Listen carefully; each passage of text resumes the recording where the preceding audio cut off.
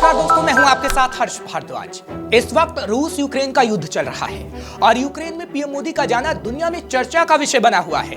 पूरी दुनिया की नजरें जहां एक तरफ मोदी पर टिक गईं, तो दूसरी तरफ एक और बात की खूब चर्चा हुई। वो थी मोदी के यूक्रेन की राजधानी कीव में ट्रेन से जाने को लेकर। लोग जानना चाह रहे हैं कि आखिर प्रधानमंत्री नरेंद्र मोदी यूक्रेन की राजधानी कीव क्यों ट्रेन से गए, इस ट्रेन की आखिर खासियत क्या है। तो आज आपके सभी सवालों के जवाब आपको मिल जाएंगे, जो आज हम आपको बताएंगे। दरअसल पीएम मोदी रूस के राष्ट्रपति पुतिन से मिलने के बाद यूक्रेन का दौरा करने पहुंचे। वो इसलिए ताकि ये साबित हो जाए कि भारत किसी एक पक्ष की साइड नहीं लेता, बल्कि उसका फोकस रूस यूक्रेन युद्ध रोकने और शांति स्थापित करने को लेकर है।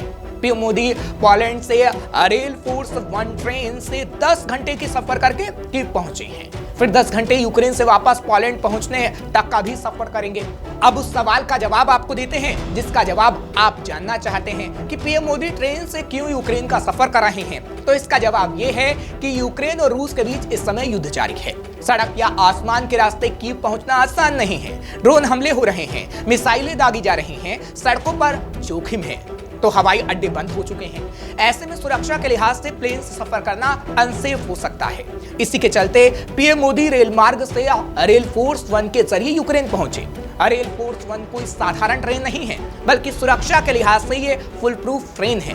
दावा है कि इस पर कोई भी हमला कारगर नहीं हो सकता। इससे पहले रेल फोर्स 1 ट्रेन से दुनिया के कई दिग्गज नेता भी सफर कर चुके हैं।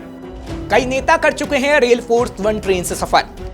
इस ट्रेन से अमेरिकी राष्ट्रपति जो बाइडेन, फ्रांस के राष्ट्रपति इमैनुअल मैक्रों, कनाडा के पीएम जस्टिन ट्रूडो, ब्रिटेन के पूर्व पीएम ऋषि सुनक, इटली की पीएम जॉर्जिया मेलोनी, जर्मनी के चांसलर ओलाफ स्कोल्ज सहित 200 से भी ज्यादा राजनयिक युद्ध के बीच इस ट्रेन से यूक्रेन का दौरा कर चुके हैं। दरअसल साल 2014 में रेल फोर्स 1 ट्रेन को शुरू किया गया था। ये एक लग्जरी पैसेंजर ट्रेन थी। इससे लोग क्रीमिया तक का सफर तय करते थे। इसके बाद रूस ने बड़ी कार्रवाई करते हुए क्रीमिया पर कब्जा कर लिया। इसके बाद ये ट्रेन का ज्यादातर इस्तेमाल दुनिया के टॉप नेताओं को ले जाने के लिए किया जाने लगा। यूक्रेन रेलवे के पूर्व सीईओ और अब मंत्री अलेक्जेंडर कैमिशिन को रेल 1 फोर्स की सफलता का श्रेय दिया जाता है। उन्होंने ही यूएस के राष्ट्रपति बाइडेन के सफर के बाद इस ट्रेन को रेल फोर्स 1 नाम दिया था। रेल फोर्स 1 की क्या है खासियत?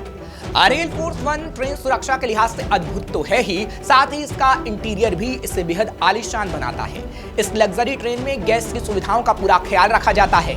रेल फोर्स 1 ट्रेन में आलीशान बेडरूम भी शामिल है। ट्रेन की बॉगी में कॉन्फ्रेंस रूम भी है, जिसमें कीव दौरे पर आने वाले मेहमान मीटिंग कर सकते हैं। ट्रेन के अंदर सीटिंग अरेंजमेंट्स इस तरह किया गया है ताकि डेलीगेट्स को संबोधित भी किया जा सके। रूम और कॉन्फ्रेंस हॉल के अलावा ट्रेन में उतना ही शानदार डाइनिंग हॉल भी है। बॉगी में आलीशान सोफा और टीवी भी लगाया गया है। ट्रेन की कैबिन एक विशेष प्रकार की लकड़ी से बनाए गए हैं। इस ट्रेन में बख्तरबंद खिड़कियां लगी हैं जो सुरक्षा प्रदान करती हैं। ट्रेन की रफ्तार 60 किलोमीटर प्रति घंटे की है। ट्रेन को ट्रैक नहीं किया जा सकता। ट्रेन में इलेक्ट्रिक की जगह डीजल इंजन लगा है। इसकी वजह है कि हमलों में पावर ग्रिड के प्रभावित होने के बावजूद ट्रेन सामान्य रूप से ऑपरेट होती है। ये ट्रेन हथियारों से लैस है। इसमें बेहद सुरक्षित कम्युनिकेशन सिस्टम है। इस ट्रेन में पूरे समय हाईटेक सुरक्षा कर्मियों की टीम रहती है, जो लगातार सिक्योरिटी मॉनिटर करती है। तो अब तो आप समझ गए होंगे कि इस ट्रेन की कितनी खासियत है। दरअसल यूक्रेन के रेल नेटवर्क की बात करें तो यह 25,000 किलोमीटर तक फैला है, जो दुनिया के सबसे विशाल रेल नेटवर्क में से एक है। सोवियत समय में यह रेल नेटवर्क बनाया गया था। यह मोल्दोवा, पोलैंड और रोमानिया जैसे पड़ोसी देशों से जुड़ा हुआ है। फिलहाल इस वक्त पीएम मोदी यूक्रेन की राजधानी कीव में हैं। उनका इस ट्रेन का सफर अब पूरा हो चुका है। पीएम मोदी की यूक्रेन यात्रा भारत की विदेश नीति में एक महत्वपूर्ण मोड़ साबित हो सकती है, क्योंकि भारत ने हमेशा से रूस के साथ अपने ऐतिहासिक संबंधों को बनाए रखा है। हालांकि पीएम की यात्रा पश्चिम देशों के साथ संबंधों को भी मजबूत करने की दिशा में एक महत्वपूर्ण कदम माना जा रहा है। यूक्रेन की यात्रा से मोदी ये संदेश देना चाहते हैं कि भारत संवाद और कूटनीति के जरिए संघर्ष को यानी युद्ध को खत्म करने के लिए प्रतिबद्ध है, और भारत हमेशा विश्व शांति के लिए आगे रहा है और हमेशा रहेगा। फिलहाल आपको ये खबर कैसी लगी हमें कमेंट सेक्शन में जरूर बताइए। खबर को शेयर करना मत भूलिएगा। श्रेष्ठ उत्तराखंड पर खबरों से जुड़े रहने के लिए चैनल को सब्सक्राइब और लाइक करें, बेल आइकन दबाएं और देखते रहें श्रेष्ठ उत्तराखंड।